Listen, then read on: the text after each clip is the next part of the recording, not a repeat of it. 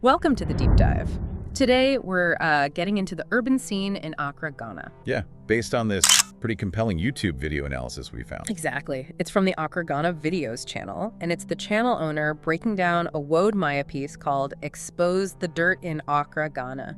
And our goal here, really, is to figure out what's behind this central question the video raises. Which is Accra, failing in terms of its cleanliness and basic city infrastructure? Well, the first thing that hits you is how the video uses sanitation. It's like a measure for the whole city's health. Right. And the presenter, well, they don't really pull any punches. They point straight at what they see as major problems. Like what specifically?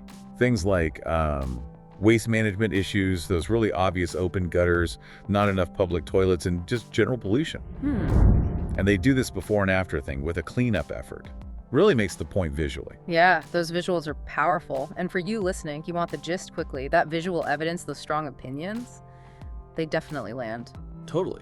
One thing that stood out early on was this seeming lack of just basic infrastructure. Like sidewalks? Yeah, the video points out some streets just don't have them, which, that's a safety risk for pedestrians right there. Definitely. But the big one seems to be the gutters, the open ones. Right. That's presented as like a key indicator. More than just looking bad, the video frames them as a symbol of, well, poor planning, poor sanitation systems. It makes you think, doesn't it, when you compare it to, say, cities in Europe or Asia or the Americas? Exactly, where they've invested in proper sewage-covered systems. The video really uses that contrast to question Accra's development path. Okay, so then the focus shifts a bit. Yeah, it takes you to this beach scene, and it's described as just heavily polluted. With trash. Loads of it, lots of plastic mentioned, which leads to this very direct statement.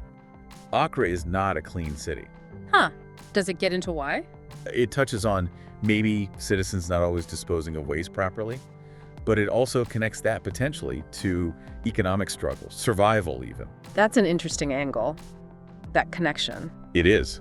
Because, individual responsibility matters, sure. Yeah. But if the systems aren't there, right, if there's no easy, proper way to get rid of trash, it makes it incredibly hard for people, whatever their intentions are. So it's that classic chicken and egg thing, infrastructure first or behavior? Kind of, yeah. The video definitely leans towards the lack of infrastructure being a primary driver. Something else that really caught my attention was the cost of living discussion. Oh, right. The comparison to Europe. Yeah. Claiming Accra can be as expensive as some European cities, which, when you think about average wages, it seems kind of surprising. It does raise eyebrows. And then they put that right next to these images of like really upscale developments, shiny skyscrapers, luxury houses, existing side by side with these fundamental sanitation issues. Open gutters nearby, maybe. It feels like, I don't know, two different cities mashed together. It certainly pushes you to think about priorities, development priorities. Where's the investment going? Exactly. Yeah. What are the leadership decisions focusing on? Is it essential services for everyone or something else? And this isn't unique to Accra, obviously, this contrast. No, not at all. But the video really hammers it home as a central concern there. Okay, so infrastructure issues, waste problems, this disparity. What else? Well, then it highlights something interesting. Volunteer groups.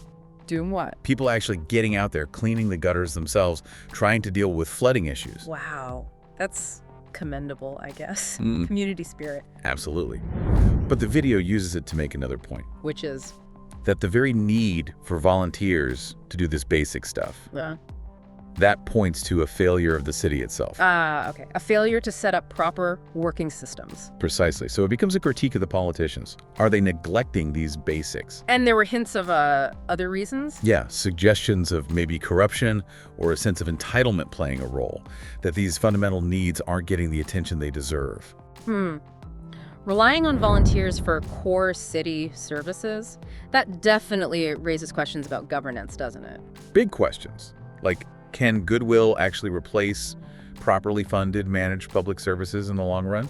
Probably not. The expectation should be that the people in charge focus on this stuff first. That's the core argument, yeah. Basic sanitation, basic infrastructure. The video then brings in someone with an IT engineering background. Yeah, someone who's apparently worked on city design projects. Their point is basically putting in covered drains, managing basic sanitation, This isn't some incredibly complex, high-tech challenge. It's doable. It's doable. Their view is that Accra's problem is more about a lack of, well, proper city planning. And that makes it not really a sustainable city, especially with recurring floods. That's the connection they make. And they have this line, like, prioritizing the fundamentals over just making things look nice. Beauty is not good enough. If the basics aren't functional. Exactly. Functionality first. That's a really interesting perspective. Suggests it's not about knowing how to fix it. But maybe about prioritizing it and actually following through effectively. Right. Sustainability, long-term function, over just the surface appearance. That seems critical for any growing city. Definitely. Does the video talk about the role of citizens beyond, the littering aspect? It does touch on it, sort of observes that, yeah, people create messes, but the system for dealing with the mess falls on city planning. Okay. But then it adds this really fascinating angle. Go on. It suggests that sanitation, environmental management, this could actually be a huge job sector. Like creating proper, well-paying jobs. Yeah. Instead of just focusing on, say, white-collar office jobs, there's real economic potential in just maintaining the city properly. Huh. I hadn't thought of it that way. And there's this clear frustration in the video, aimed at politicians again, for seemingly not seeing this opportunity. Like overlooking job creation in basic city upkeep. Exactly. It's presented as a missed opportunity. That's a powerful point. Reframing sanitation not just as a problem, but as potential economic activity. Right. Investment there could boost public health, the environment, and create livelihoods. It challenges that narrow focus on just certain industries driving growth. Okay, so we've got infrastructure, waste, disparity, volunteers, planning, jobs. What about the leadership aspect? Corruption was mentioned. Yeah, the video gets pretty direct about that. It alleges political corruption. How so? Suggests extravagant spending by some politicians, while these fundamental infrastructure needs, the sanitation stuff, go unmet. Wow. It even goes so far as to say Ghana has, quote, failed its people by not sorting these basic issues out after decades of independence.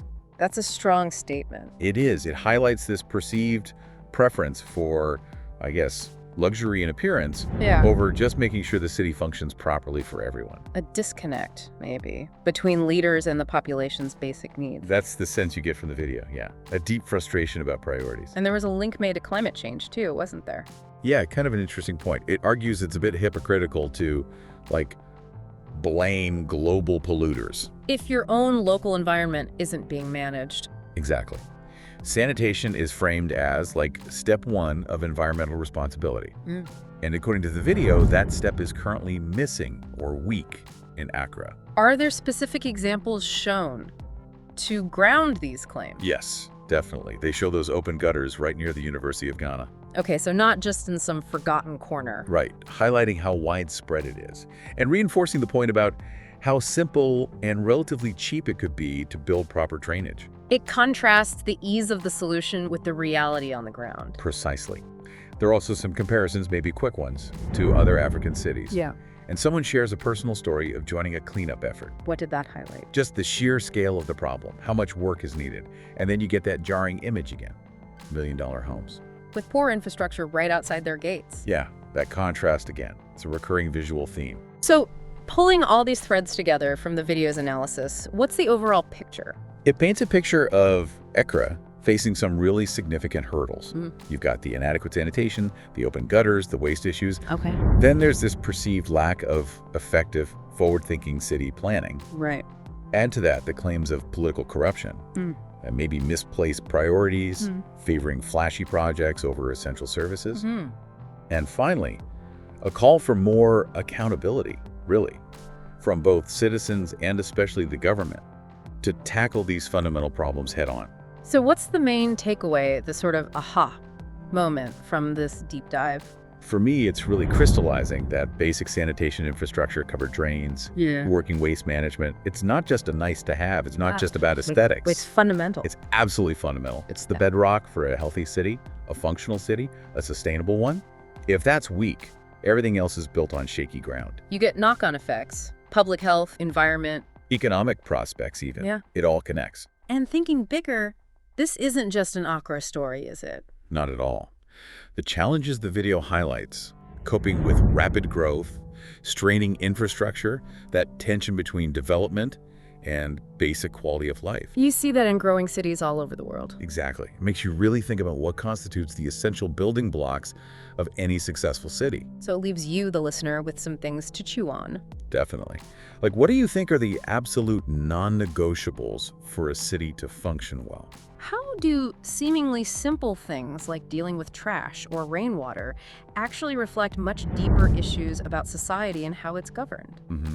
And what's the balance of responsibility between the people living there and the leaders? Especially when it comes to meeting those fundamental needs, regardless of how, beautiful or economically busy the city seems on the surface. Exactly. It's about looking past the surface, isn't it? Looking Yeah. at the foundations.